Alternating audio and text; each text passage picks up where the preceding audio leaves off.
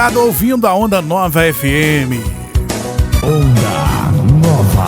Por aqui, nós estamos de volta com o Jornal da Onda. Jornalismo de verdade. Jornal da Onda. Informação do Brasil e do mundo e as notícias da nossa região você acompanha aqui no Jornal da Onda. Todos os dias, nesse mesmo horário, a gente atualiza você sobre as principais notícias do Brasil e do mundo. E agora no Jornal da Onda tá chegando a previsão do tempo. Previsão do tempo e a temperatura. Previsão do tempo no Jornal da Onda. Vamos saber como é que fica o tempo para esse final de semana e para a semana que vem também? Como vai ficar o tempo entre os dias 1º a 7 de agosto? Será que há a possibilidade de ocorrência de geadas em Minas Gerais e chuva de granizo, como tivemos aí nos últimos dias? Ainda pode acontecer aqui no estado? Nós podemos observar na imagem satélite que a frente fria que passou na última segunda-feira já se encontra em dissipação entre o norte do Espírito Santo e o sul da Bahia. E uma massa de ar polar está atuando em boa parte do estado de Minas Gerais.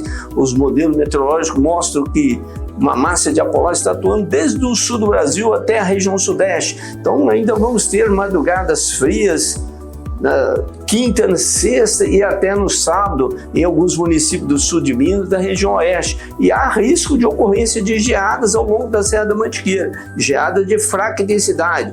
As temperaturas deverão ficar entre -2 a -1 grau ao longo da Serra da Mantiqueira. Nas demais regiões de Minas não há previsão de ocorrência de geadas. E chuva de granizo, será que podemos ainda ter aqui no estado? Nós podemos verificar pelo modelo meteorológico que o sistema frontal vai entrar em dissipação, mas entre os dias 6 a 7 de agosto, uma nova frente fria vai chegar aqui em Minas Gerais. Ela vai vir do sul do Brasil, chega no litoral da região sudeste e poderá causar chuvas no sul de Minas, nas regiões oeste, central e na zona da mata.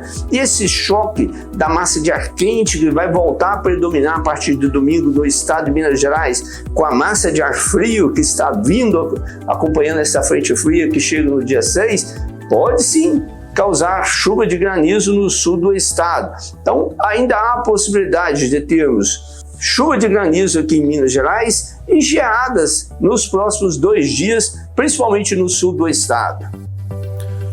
Jornal da Onda tá aí, a previsão do tempo você acabou de acompanhar aqui na Onda Nova FM. Jornalismo de verdade. Jornal da Onda. Informação com credibilidade no seu rádio, esse é o Jornal da Onda. Eu quero agradecer a audiência do pessoal que está ouvindo a gente na Mecânica da Baixada. Muito obrigado pelo carinho da audiência. Agradecer a audiência da Olga e toda a equipe aí do Lojão do Povo na Rua Araçuaí, ouvindo todos os dias o Jornal da Onda, ficar por dentro aí das principais notícias do Brasil e do mundo. Jornal da Onda, todos os dias a gente atualiza você com as principais notícias do Brasil e do mundo.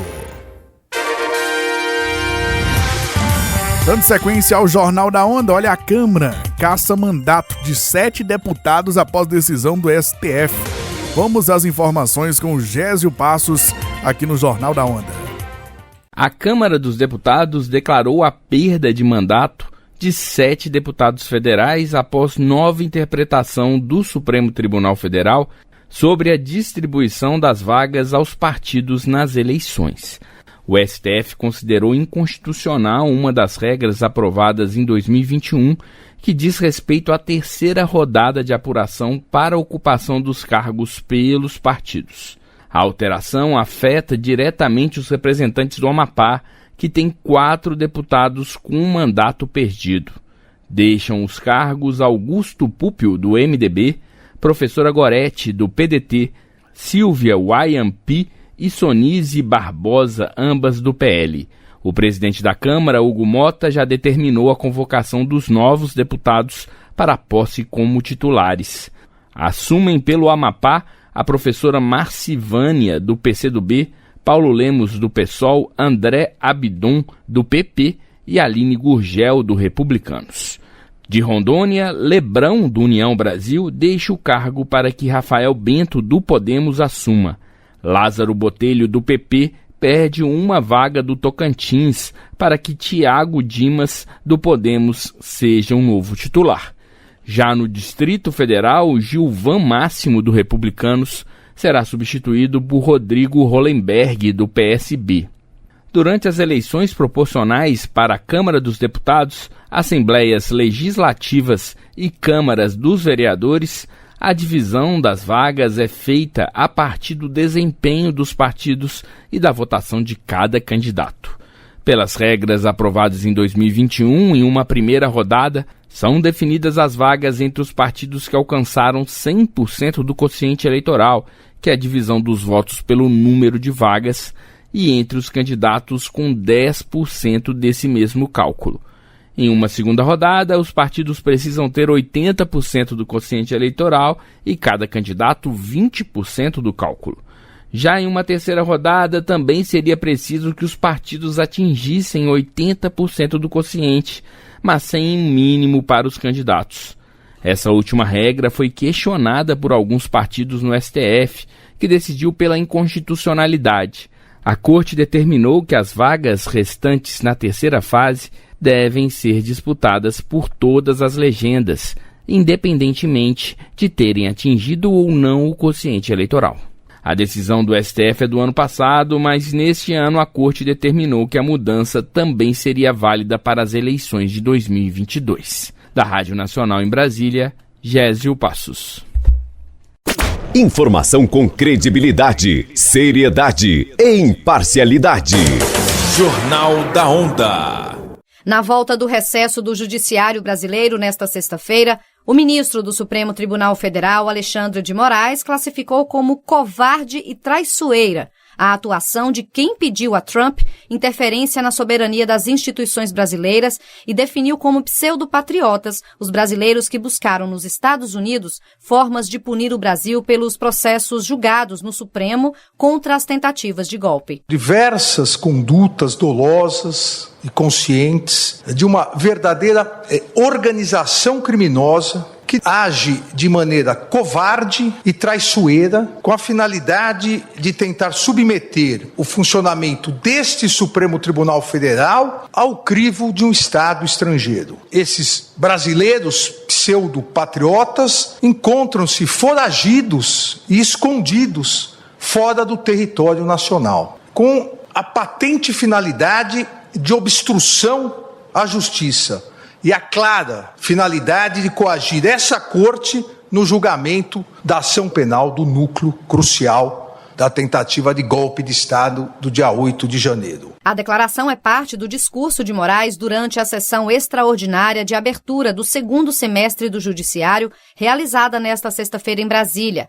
Moraes citou as taxas de 50% impostas por Trump ao Brasil, o que, segundo ele, gerou prejuízos ao nosso país. O magistrado voltou a citar as articulações por medidas que ele chamou de traição ao povo brasileiro. É uma verdadeira traição à pátria, não só induzimento, instigação e auxílio na tentativa de submeter o funcionamento do Supremo Tribunal Federal ao crivo de um outro Estado, com clara afronta à soberania nacional, mas também demonstrando auxílio para que se pratique atos hostis à economia do Brasil. A defesa de escusos interesses pessoais e o sabor amargo da traição à pátria e ao povo brasileiro.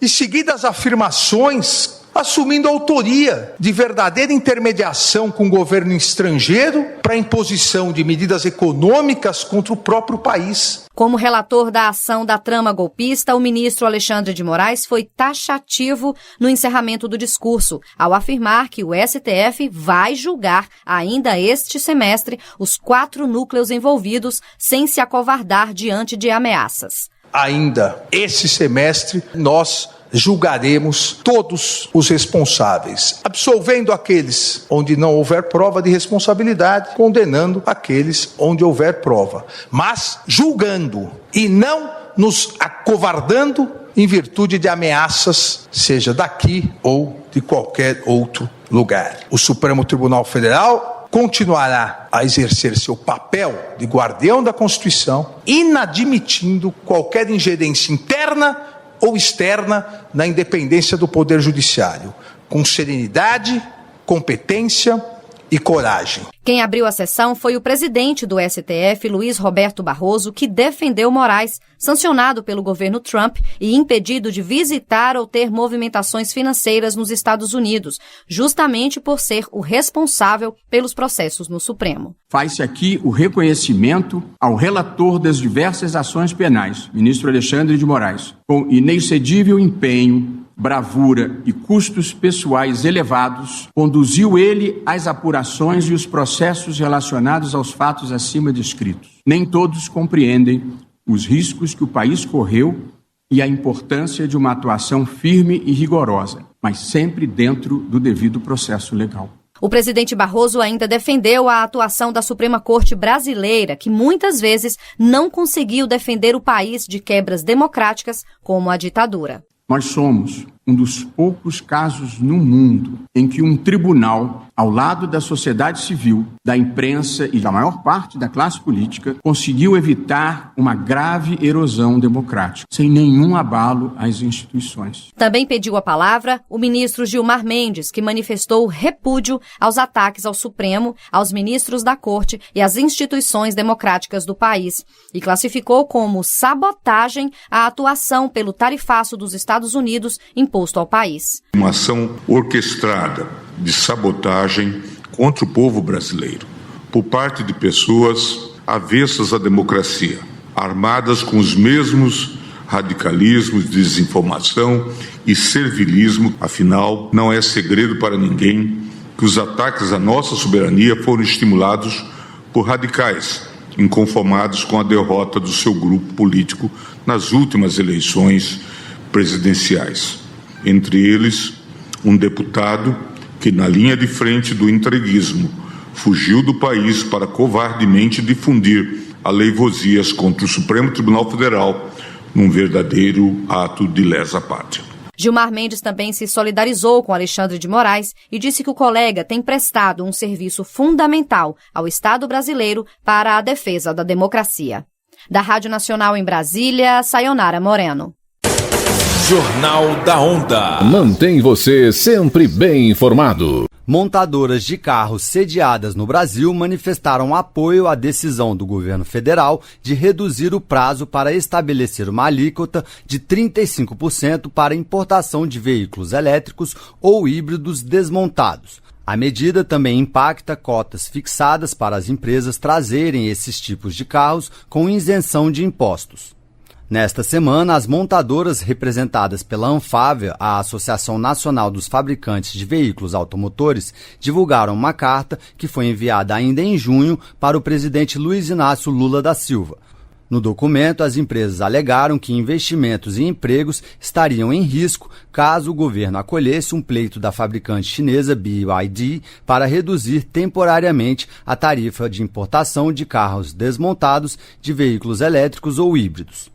A carta destaca que a indústria automobilística planeja investir 180 bilhões de reais nos próximos anos e pede a redução do prazo máximo de transição de julho de 2028 para julho de 2026, para a elevação das alíquotas de importação de veículos desmontados para 35%. Na última quarta-feira, o Comitê Executivo de Gestão da Câmara de Comércio Exterior, ligado ao Ministério do Desenvolvimento, Indústria e Comércio, decidiu antecipar em 1 ano e meio o fim do cronograma de elevação tarifária para veículos elétricos e híbridos importados. Para o presidente da Anfávia, Igor Calvé, a medida vai contribuir para o futuro da indústria brasileira ao priorizar a inovação e a geração de empregos qualificados no país.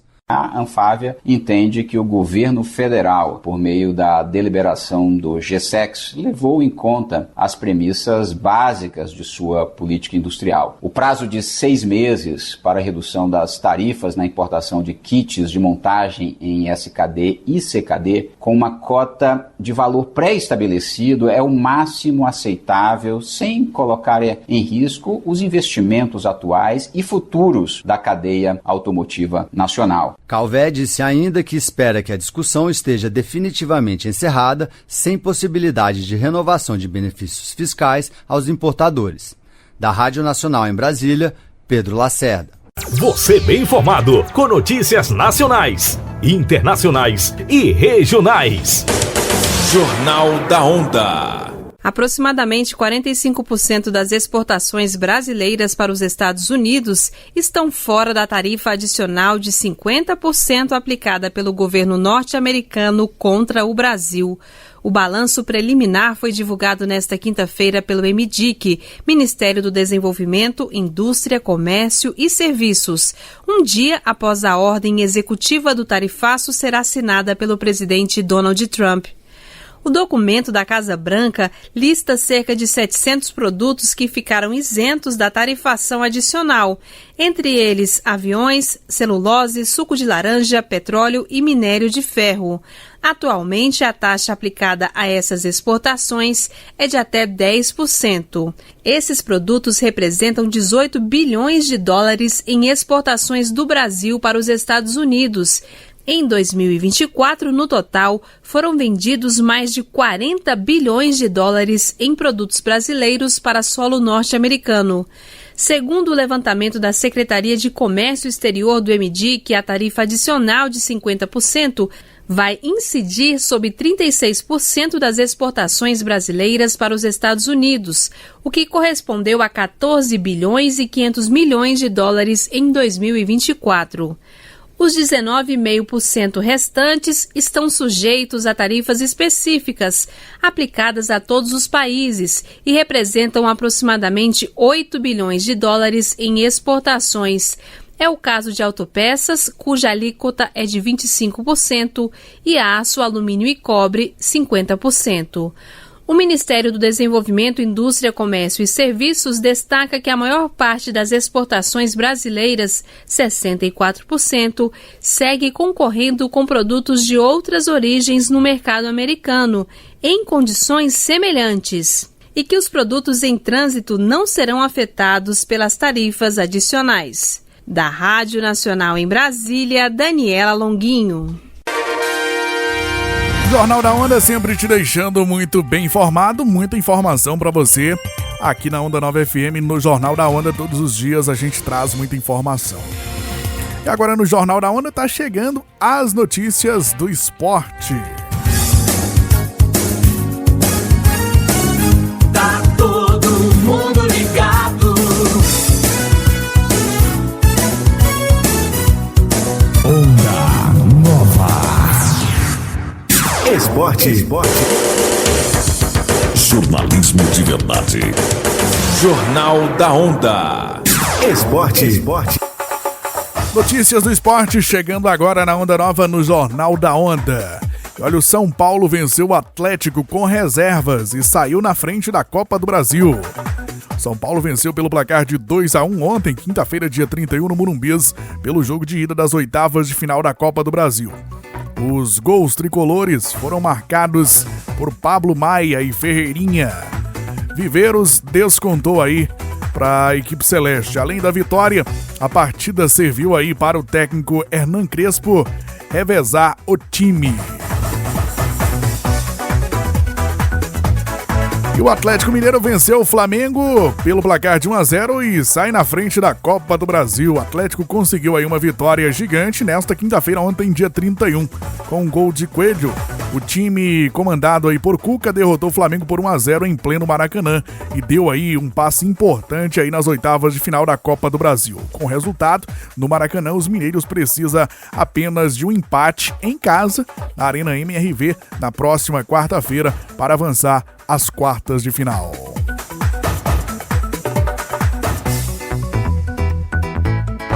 Olha, Lucas Paquetá inocentado aí de acusação em caso de envolvimento aí em apostas. West Ham da Inglaterra confirmou nesta quinta-feira, dia 31, que o meia Lucas Paquetá foi absolvido aí das acusações de má conduta feita pela Federação Inglesa de Futebol. A decisão foi tomada aí por uma comissão regulatória independente que analisou aí o caso de supostas violações aí da regra E5 da FA, relacionada aí a apostas esportivas. Em nota oficial publicada aí no site do clube, West Ham afirmou ter apoiado o jogador durante todo o processo, que se arrastou por mais de um ano. Jornal da Onda e as notícias do mundo do esporte para você. Bora falar de Brasileirão Série B, passar para você. Hoje tem 2 jogos pela Série B do Campeonato Brasileiro no Mangueirão. Às 19h07 da noite, o Remo enfrenta a Ferroviária. Às 21h30, o Operário do Paraná enfrenta o Criciúma. Amanhã tem mais 3 jogos pela Série B do Campeonato Brasileiro no Jorge Ismael de Biás.